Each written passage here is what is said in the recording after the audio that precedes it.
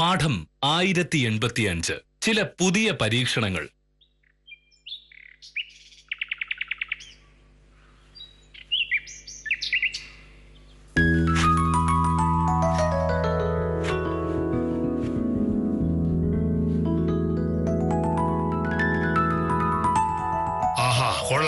മണി 9 കഴിഞ്ഞല്ലോ. ഇപ്പോൾ നീ ചുരിദാർ വെച്ചോണ്ടിരിക്കണം. എനിക്ക് 9:32 പുറപ്പെടാനുള്ളല്ലേ? മോഹനേട്ടന്റെ ഷർട്ട് മുണ്ട് വലിയ തേച്ച് വെച്ചിരിക്കുന്ന മോനേട്ടാ നോക്ക്. ഇതൊരു വല്ലാത്ത സ്വഭാവം തന്നെ എന്റെ മോനേട്ടാ. ഒരു കാര്യം ഒന്ന് അന്വേഷിക്കോ നോക്കുകയോ ചെയ്യുമെന്ന് വിളിച്ചു പറയാ. ഷർട്ടും മുണ്ടും ഇങ്ങോട്ട് മാറ്റി വെച്ചിരുന്നെങ്കിൽ ഞാൻ അങ്ങനെ പറയേണ്ടി വരായിരുന്നു. ഷർട്ടും മുണ്ടും തേച്ചിട്ടുണ്ടോ എന്ന് നോക്കിയിരുന്നെങ്കിലും ഇത് പറയേണ്ടി വരില്ലായിരുന്നു. ഞാനായതുകൊണ്ട് മുൻകോപം വായിച്ചൊക്കെ ക്ഷമിക്കുന്നു. വേറെ ആരെങ്കിലും ആയിരുന്നു കാണരുത്. നീ സ്ഥിരമായിട്ട് ഇത് പറയാറുണ്ടല്ലോ. വേറെ ആരെങ്കിലും ആയിരുന്നു എന്തായിരുന്നു പ്രശ്നം? ഭാമേ, ഈ നാട്ടിൽ എന്നെ വേണ്ടത്ര ബഹുമാനമില്ലാത്ത ഒരേ ഒരാൾ നീ മാത്രമാണ്. മറ്റുള്ളവരൊക്കെ എന്നെ പറ്റി പറയുന്നത് നീ ഒന്ന് അന്വേഷിച്ച് നോക്ക്. മറ്റുള്ള ആളുകൾ പറയുന്നത് എന്താന്ന് മോഹനേട്ടൻ അറിയാഞ്ഞിട്ടാണ്. മോഹനേട്ടൻ കേക്ക് എല്ലാരും നല്ലത് മാത്രമേ പറയുള്ളൂ. പക്ഷെ മോഹനേട്ടൻ അങ്ങോട്ടൊന്ന് തിരിയുമ്പോഴേക്കും ആളുകൾ എന്തൊക്കെയാ പറയുന്നത് മോഹനേട്ടൻ ഊഹിക്കാൻ കൂടെ പറ്റില്ല. ഒരാൾ എന്നെ പറ്റി മോശം പറയില്ല എന്നും വിചാരിച്ചോണ്ടെങ്കിൽ ഇരുന്നു. ബാക്കി നാട്ടുകാരെ മുഴുവൻ വിടാം. സ്വന്തം ആഫീസിൽ ജോലി ചെയ്യുന്ന ഒരു മോഹനേട്ടനെ പറ്റി എന്താ പറയുന്നതെന്ന് കേട്ടാലേ മോഹനേട്ടൻ ബോധം വിട്ടു വീഴും. ഇനി ഞാനായിട്ട് അത് പറഞ്ഞിട്ട് ഒരു പ്രശ്നം ഉണ്ടാക്കാൻ പോകണ്ട. നേരെ ആഫീസിൽ ചെന്ന് അവരോട് ബഹളം ഉണ്ടാക്കാനല്ലേ. നമ്മളില്ല.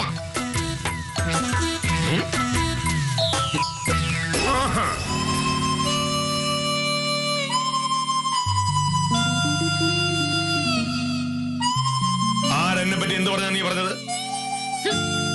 മോഹനേട്ടന്റെ ഓഫീസിലുള്ള 3 പേർക്കും മോഹനേട്ടൻ വലിയ സ്നേഹമൊന്നുമില്ല.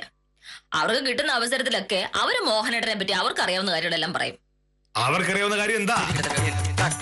ഞാനൊരു സത്യസന്ധനായ ഉദ്യോഗസ്ഥനാണ്, കൃത്യനിഷ്ഠക്കാരനാണ്, ഇതൊക്കെയല്ലേ? ഇതെല്ലാം ശരിയായിരിക്കും. പക്ഷെ അവര് പറയുന്നത് ഇതൊന്നുമല്ല. മോഹനേട്ടൻ ഒരു എടുത്തുചാട്ടക്കാരനാണ്, മുൻകോപിയാണ്, പിശുക്കനാണ്, കണ്ണിച്ചോറിയില്ലാത്തവനാണ് എന്നൊക്കെയാണ്. അങ്ങനെ പറയില്ല. പറയും മോഹനേട്ടൻ. അല്ല, ഇതിന് അവരങ്ങനെ പറയുന്നത് നമുക്ക് കുറ്റമൊന്നും പറയാൻ പറ്റില്ലല്ലോ. അവര് പറഞ്ഞാലോ സത്യമല്ലേ. കൂടെ ജോലി ചെയ്യുന്നവരുടെ സ്നേഹത്തിലും മര്യാദയ്ക്കൊക്കെ ഇടപെട്ടില്ലെങ്കിലേ അവരവർക്ക് തോന്നുന്നവരൊക്കെ പറയും.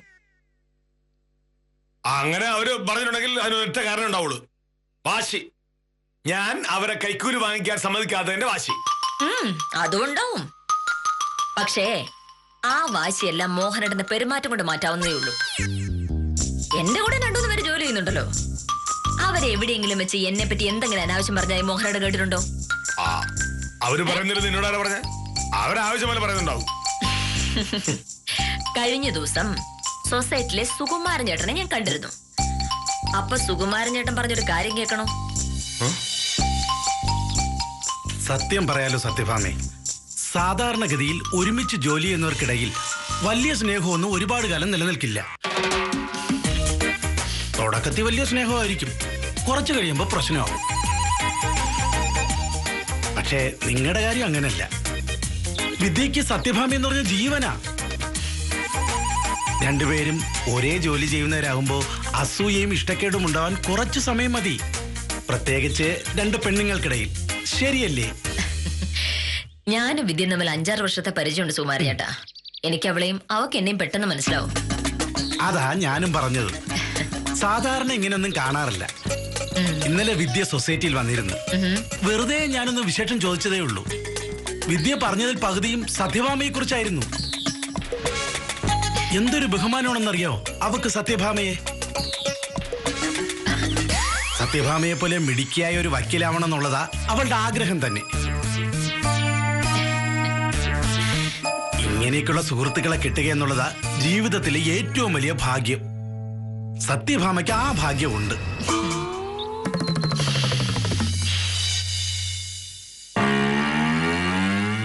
നമ്മൾ നമ്മുടെ കൂടെയുള്ളവരോട് മാന്യമായിട്ട് പെരുമാറിയാൽ അവർ നമ്മളെ പറ്റി നല്ലത് പറയും. പക്ഷെ മോഹനേട്ടൻ എന്ത് ചെയ്യാൻ പറ്റും? അങ്ങനെ പെരുമാറാൻ അറിഞ്ഞൂടാ. മോഹനേട്ടൻ ഓരോരുത്തരോട് പെരുമാറുന്ന പോലെയല്ലേ അവര് മോഹനേട്ടനെ പറ്റി സംസാരിക്കൂ. വിദ്യാലക്ഷ്മിയെ പോലെ ആത്മാർത്ഥതയുള്ള കൂട്ടുകാരുണ്ടാവുന്ന ഒരു മനുഷ്യന്റെ ഏറ്റവും വലിയ ഭാഗ്യം.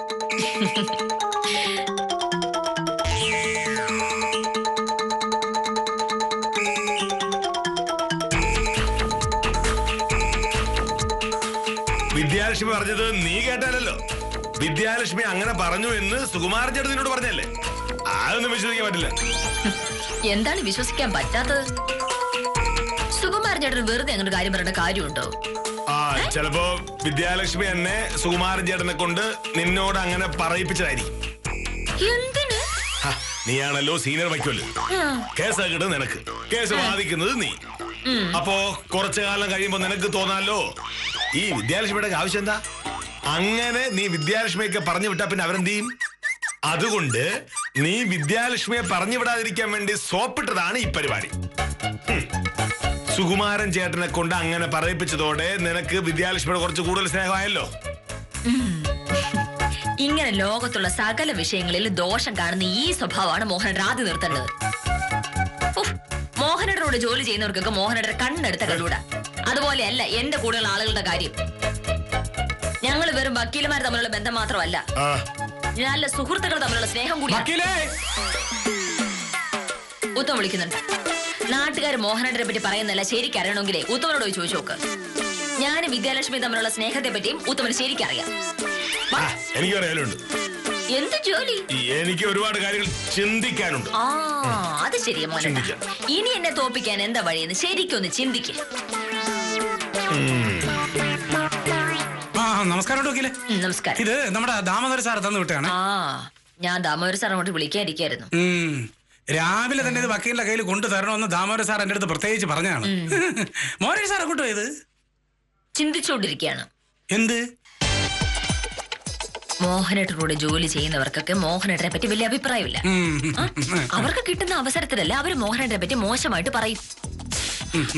അതേസമയം എന്റെ കൂടെ ജോലി ചെയ്യുന്നവര് എന്നെ പറ്റി ഭയങ്കര അഭിപ്രായമാണ് താനും. അതെന്തുകൊണ്ട് സംഭവിക്കുന്നു എന്നുള്ള വലിയ ചിന്തയിലാണ് മോഹനേട്ടൻ. ചിന്തക്കിടയിൽ ശല്യപ്പെടുത്താൻ പാടില്ല. ശരി ശരി ശരി. ഇന്നത്തെ ഭ്രാന്ത് അത്. സാർ ഇവിടെ ഉണ്ടായിരുന്ന വക്കീലോട് സാറെന്തോ ഭയങ്കര ആലോചനയിലായിരുന്നെന്ന്. അതോടെ കളിയാക്കിയ കൊറേ നേരമായി തുടങ്ങിയിട്ട്. എന്താണ് സാറേ പ്രശ്നം? അതായത് ഈ വില്ലേജ് ആഫീസ് ഒരു സർക്കാർ ആഫീസാണല്ലോ. അതാണോ പ്രശ്നം? അതല്ല, ആഫീസിൽ ഞാൻ ആഫീസറും ബാക്കിയുള്ളവർ എന്റെ കീഴ് ജീവനക്കാരുമാണല്ലോ. അതാണോ പ്രശ്നം? അതല്ല, ഞാൻ ഒരു ഭയങ്കര സത്യസന്ധനായ വില്ലേജ് ഓഫീസറാണല്ലോ. അതൊരു പ്രശ്നമല്ലല്ലോ സാറേ. പ്രശ്നം അതല്ല. പിന്നെ സാഹചര്യങ്ങൾ ഇങ്ങനെയൊക്കെ ആയതുകൊണ്ട് ആഫീസിലുള്ള മറ്റുള്ളവർക്ക് എന്നോട് വലിയ സ്നേഹമോ അടുപ്പമോ ഒന്നുമില്ല. ഞാൻ കൈക്കൂലി വാങ്ങാൻ സമ്മതിക്കില്ലല്ലോ. അങ്ങനെ ഞങ്ങൾ തമ്മിൽ അത്ര അടുപ്പമില്ലാത്തത് കൊണ്ട് ചിലപ്പോൾ അവർ എനിക്കെതിരെ എന്തെങ്കിലും പറയുകയോ ചെയ്യുകയൊക്കെ ചെയ്യുന്നിരിക്കും. ഓ, അതാണ് പ്രശ്നം. അതല്ലല്ലോ അവര് പറഞ്ഞ എന്താ. പക്ഷേ ആ കാര്യം പറഞ്ഞ് ഭാമ എന്റെ പിറകെ നടന്ന് കളിയാക്കുക. ഓ, അതെന്തിനു സാറേ? അവളുടെ ആഫീസുള്ളവർക്ക് തമ്മിൽ ഭയങ്കര അടുപ്പമാണ്, ഭയങ്കര സ്നേഹവും വിശ്വാസമാണെന്നൊക്കെ പറഞ്ഞുകൊണ്ടാണിത്. സംഭവം എന്താണെന്ന് വെച്ചാൽ കേസൊക്കെ കിട്ടുന്ന ഭാമയ്ക്കാണല്ലോ. അപ്പൊ ഭാമയെ സോപ്പിട്ടതല്ലേ മറ്റുള്ളവർക്ക് രക്ഷയുള്ളൂ. ശരിയാണ്. ഒരവസരം കിട്ടിയാൽ ഈ സത്യപാലനും വിദ്യാലക്ഷ്മിയൊക്കെ താനീ സ്വഭാവം കാണിക്കുമെന്ന് ഉത്തമൻ അറിയാമല്ലോ. കാണിക്കും. അങ്ങനെ എന്തെങ്കിലും കാണിക്കുമ്പോൾ മാത്രമേ ഭാമയ്ക്ക് മനസ്സിലാവൂ. ഉത്തമൻ ഒന്ന് മനസ്സ് വെച്ചാൽ ഭാമയെ നമുക്കൊരു പാഠം പഠിപ്പിക്കാം. എങ്ങനെ? വിദ്യാലക്ഷ്മിയെ കണ്ട് എന്തെങ്കിലും വാഗ്ദാനങ്ങൾ കൊടുത്ത് ഭാമയുമായി ചെറുതായിട്ടൊന്ന് തെറ്റിക്കണം. അപ്പ ഭാമ പഠിക്കും. എന്റെ പൊന്ന് സാറേ, ഞാൻ എന്ത് ചെയ്തിട്ട് ഒരു കാര്യമില്ല. ഞാൻ എന്തെങ്കിലും ചുറ്റുക്കളിയുമായിട്ട് ചെല്ലുമ്പോ തന്നെ വിദ്യാലക്ഷ്മി വക്കീലിന് സംശയം തോന്നും. സംശയം തോന്നിയ വിദ്യാലക്ഷ്മി വക്കീല് അക്കാര്യം ഇവിടത്തെ വക്കീലിന്റെ അടുത്ത് പറയും. അതോടെ എന്റെ കാര്യം പോക്കാണ്. അങ്ങനെയാണെങ്കിൽ ഉത്തമം നേരിട്ട് പോണ്ട. വേറെ ആരെങ്കിലും വിദ്യാലക്ഷ്മിയുടെ അടുത്തേക്ക് പറഞ്ഞു വിട്ടാ മതി. എന്താ പറയേണ്ടത്, എങ്ങനെയാ ചെയ്യേണ്ടതെന്നൊക്കെ ഞാൻ പറഞ്ഞുതരാം. ഞാൻ പറയും പോലെ ചെയ്താൽ വിദ്യാലക്ഷ്മിയും ഭാമയും തമ്മിൽ ഉറപ്പായിട്ടും ഒരു തർക്കമുണ്ടാവും. അങ്ങനെ ഉണ്ടായാൽ വിദ്യാലക്ഷ്മിയുടെ മഹത്വവും പറഞ്ഞ് ഭാമ വരില്ല. സാർ എന്താണ് ഉദ്ദേശിക്കുന്നത്? പറയാം. എന്താ?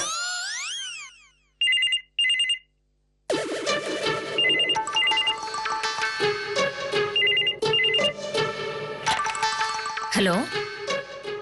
വിദ്യ, ഇതെന്താ രാവിലെ? അതെയോ? എന്നിട്ട് അത് കൊള്ളാം.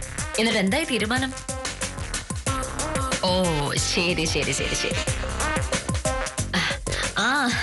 ഞാനും മോഹനേട്ടനോട് നിന്നെ പറ്റി ഇപ്പൊ പറഞ്ഞോണ്ടിരിക്കായിരുന്നു.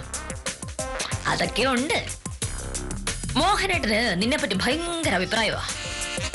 സത്യത്തിൽ നീ കൂടെയുള്ളത് എന്റെ ഭാഗ്യമാണെന്നാണ് മോഹനേട്ടൻ പറയുന്നത്. അതെ. ശരി, ബാക്കി ഓഫീസ് വരും പറയാം. ശരി. വിദ്യായിരുന്നേ, അവളുടെ ഒരു പരിചയക്കാരൻ്റെ കേസിന്റെ കാര്യമായിട്ട് അവളെ വിളിച്ചിരുന്നു. കേസ് വിശ്വനാഥൻ വക്കീലിനെ ഏൽപ്പിക്കണോ അതോ എന്നെ ഏൽപ്പിക്കണോ എന്ന് ചോദിച്ചപ്പോ അവൾ പറഞ്ഞു എന്നെ ഏൽപ്പിക്കാൻ. വിദ്യാലക്ഷ്മി അങ്ങനല്ലേ പറയൂ? അല്ല, നിന്നോട് വിദ്യാലക്ഷ്മി ഭയങ്കര സ്നേഹമാണെന്ന കാര്യം എനിക്കറിയാലോ. നേരത്തെ നീ എന്നെ കളിയാക്കിയോടെ ഞാൻ അങ്ങനെയൊക്കെ പറഞ്ഞ. സത്യം പറഞ്ഞാൽ എനിക്ക് വിദ്യാലക്ഷ്മി സംശയമൊന്നുമില്ല. ഉണ്ടെങ്കിൽ സാരമില്ല മോനട്ടാ. എനിക്ക് അവളെ വിശ്വാസം ഉള്ളിടത്തോളം കാലം വേറെ ആർക്ക് വിശ്വാസമില്ലെങ്കിലും എനിക്ക് പ്രശ്നമില്ല. ഇതൊന്നും പറഞ്ഞാ സാറിന് മനസ്സിലാവൂല. മോഹനേട്ടന് ആകെ അറിയാവുന്നത് ചിട്ട, നിയമം, കൃത്യനിഷ്ഠ, ഇങ്ങനെയുള്ള കുറച്ച് വാക്കുകളെ പറ്റിയല്ലേ. ആ വാക്കുകളെക്കാട്ടിലും വലിയ വേറൊരു വാക്കുണ്ട്, മനുഷ്യത്വം. അത് സാറിന് അറിഞ്ഞൂടാ.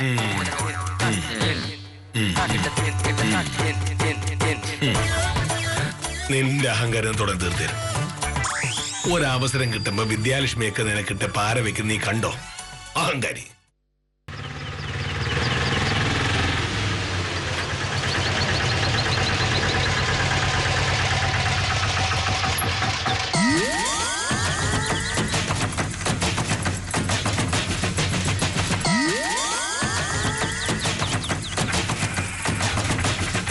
വക്കീലെ, ഞാൻ വക്കീലിനെ കാണാൻ നിൽക്കുകയായിരുന്നു.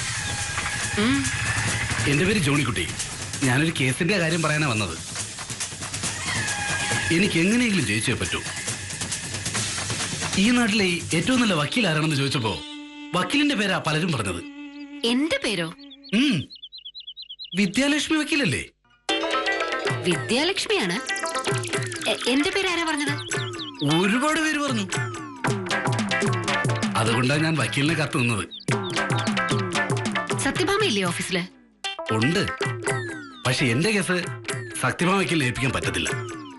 അല്ല, ഞങ്ങളുടെ കേസുകളൊക്കെ വാദിക്കുന്നത് സത്യഭാമയാ. ഭാമയ്ക്കാ ഏറ്റവും കൂടുതൽ എക്സ്പീരിയൻസ് ഉള്ളത്. എന്റെ വക്കീൽ ഇങ്ങനെ ഒരു മണ്ടി ആയിപ്പോയല്ലോ. സത്യഭാമ വക്കീലിന്റെ സാരി തമ്മിൽ പിടിച്ച് നടക്കാനാണോ വക്കീൽ LLB എടുത്തത്? ഞാൻ വെറുതെ പറഞ്ഞതല്ല. കഴിഞ്ഞ ആഴ്ച ദിവാരൻ ചേട്ടനും വാടകക്കാരെന്നുള്ള കേസ് സത്യഭാമ വക്കീൽ വാദിക്കുന്നത് ഞാൻ കേട്ടതാ. അന്ന് ജഡ്ജി സത്യഭാമ വക്കീലിനോട് കുറെ ചോദ്യങ്ങൾ ചോദിച്ചു. അവർക്ക് എന്തെങ്കിലും മറുപടി പറയാനുണ്ടായിരുന്നു. കേസിന്റെ കുഴപ്പാ? ഒന്നുമല്ല. സത്യഭാമ വക്കീല് ശരിക്കും കേസ് പഠിക്കാതെ വന്നത്. അത്രേ ഉള്ള കാര്യം. ഞാൻ ശരിക്കും അന്വേഷിച്ചപ്പോഴാണ് അറിഞ്ഞത് എല്ലാ കേസിലും സത്യഭാമ വക്കീലിനെ സഹായിക്കുന്നത് വിദ്യാലക്ഷ്മി വക്കീലാണെന്ന്. സത്യം പറഞ്ഞ വിദ്യാലക്ഷ്മി വക്കീലിന്റെ സഹായമില്ലാതെ സത്യഭാമ വക്കീലിന്റെ അവസ്ഥ എന്താവുമല്ലോ. കേസ് കഷ്ടപ്പെട്ട് പഠിച്ച് പോയിന്റുകൾ നൽകുന്നത് വക്കീല്. പക്ഷെ കോടതി പോയി വാദിച്ച് പേരും പ്രശസ്തി നേടുന്നത് സത്യഭാമ വക്കീല്. എന്തിനാ വക്കീലെ മറ്റുള്ളവർക്ക് വേണ്ടി വക്കീലിന്റെ ഭാവി കളയുന്ന? ഇപ്പൊ സത്യഭാമ വക്കീലിന്റെ പരമസുഖമല്ലേ? എല്ലാ ജോലിയും വക്കീല് ചെയ്തോളൂ. അവർക്ക് ചുമ്മാ അങ്ങ് ആളാവാം. അതുകൊണ്ട് തന്നെ വക്കീലിന് ഒരിക്കലും അവരൊരു കേസ് ഏൽപ്പിക്കത്തില്ല. വക്കീൽ എന്നും ഒരു രണ്ടാം തരം വക്കീലായിരിക്കും. അത് വേണ്ടെന്നുണ്ടെങ്കിൽ ഈ കേസ് വക്കീല് വാദിക്കണം. ചുമ്മാ വേണ്ട, നല്ല ഫീസ് തരാം. എന്റെ കേസ് വാദിച്ചാണ് വക്കീല് വലിയ പേര് വാങ്ങുകയാണെങ്കിൽ അതെനിക്ക് സന്തോഷമല്ലേ? എന്താ കേസ്? സത്യഭാമ വക്കീല് കോടതിയിൽ പോയി കഴിയുമ്പോ ഞാൻ കേസിന്റെ പേപ്പറുമായി വരാം. ഒരു അതിർത്തി തർക്കമാ. എന്റെ 3 സെന്റ് ഭൂമിയാ അപ്പുറത്തെ രാഘവൻ വേലി കെട്ടി തിരിച്ചെടുത്തത്. 3 സെന്റ് എന്ന് പറഞ്ഞാ 5 ലക്ഷം രൂപയുടെ വസ്തുവാ. വക്കീൽ എനിക്കത് തിരിച്ചു പിടിച്ചു തന്നാ വിലയുടെ 10% ഞാൻ ഫീസായങ്ങ് തരും. ഒരു 60,000 രൂപ.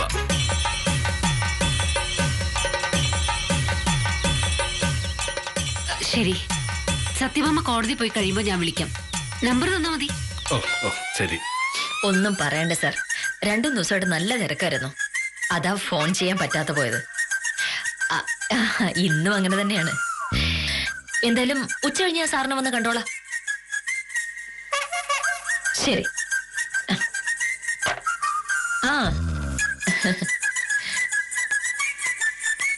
Good morning Vidya. Good morning. സത്യമല്ല കണ്ടില്ലല്ലോ, ഇതെവിടെ പോയി? അറിയില്ല, ഒന്നും പറഞ്ഞില്ല.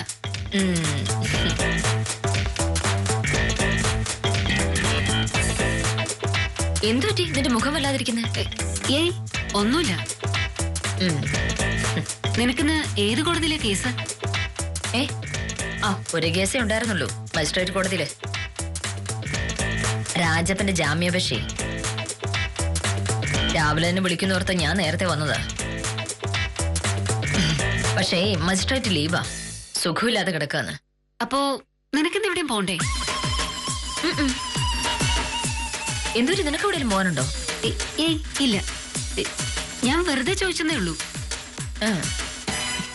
ഉച്ച കഴിഞ്ഞ് ആരെയോ പോയി കാണണമെന്ന് നീ പറഞ്ഞിരുന്നല്ലോ. ആരെയാ? PWDയിലെ പരമേശ്വര സാറിനായിരുന്നു. സാറിന്റെ ഒരു കേസിന്റെ കാര്യം ഒരാഴ്ച മുന്നേ എന്നോട് പറഞ്ഞതാ, ഞാനതങ്ങ് മറന്നുപോയി. ഇപ്പൊ വിളിച്ചപ്പോ പരമേശ്വര സാറ് പറയുക, സത്യഭാമയെ ഒന്ന് ഫോൺ വിളിച്ചാൽ പോലും കിട്ടാനില്ലല്ലോ, വലിയ വക്കീലായി പോയില്ലേ എന്ന്. ചുമ്മാതല്ലല്ലോ വലിയ വക്കീലായത്, കഷ്ടപ്പെട്ട് റിസ്ക് എടുത്തിരുമല്ലേ. സദാനന്ദ സാറിന്റെ അടുത്ത് മാറിയപ്പോ എല്ലാ ആളുകളും പറഞ്ഞതാണ്, ഇത് ഭയങ്കര റിസ്ക് ആണ്, വലിയ വക്കീലിനോട് ഇരിക്കുന്നതാണ് ഇപ്പോഴും നല്ലത് എന്ന്. പക്ഷെ ഞാൻ റിസ്ക് എടുത്തില്ലേ. നമ്മുടെ ജീവിതത്തിൽ വിജയം ഉണ്ടാവണമെങ്കിൽ റിസ്ക് എടുത്തേ പറ്റും. സ്വന്തമായി ഉത്തരവാദിത്തങ്ങളേക്കാൻ തയ്യാറായില്ലെങ്കിൽ എന്നും ഒരുപോലെ ഇരിക്കേണ്ടി വരും. ശരിയല്ലേ? ശരിയാ, വളരെ ശരിയാ.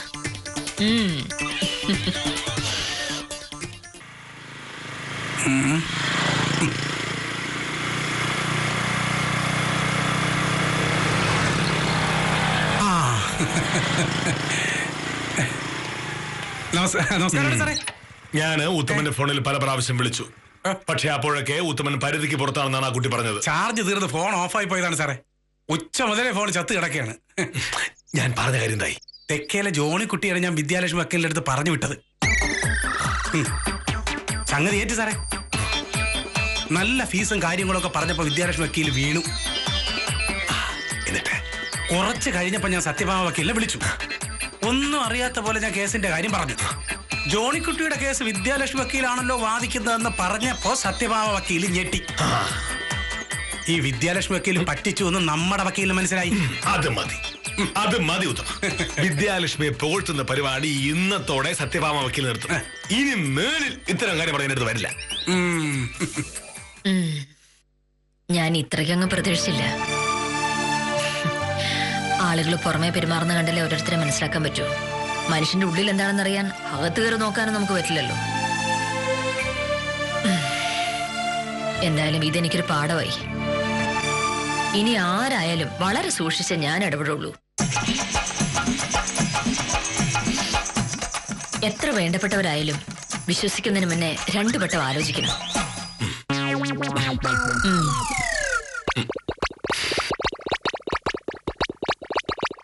ഞാൻ പിന്നെ വിളിക്കാം.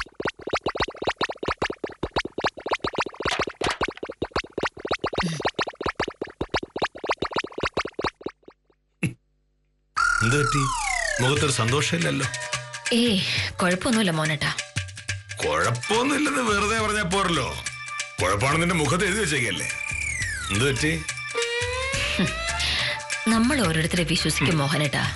പക്ഷേ നമ്മൾ സ്വപ്നത്തിൽ പോലും വിചാരിക്കാത്ത രീതിയിൽ അവർ തിരിച്ചു പെരുമാറുമ്പോ നമുക്ക് വിഷമായി പോവില്ലേ?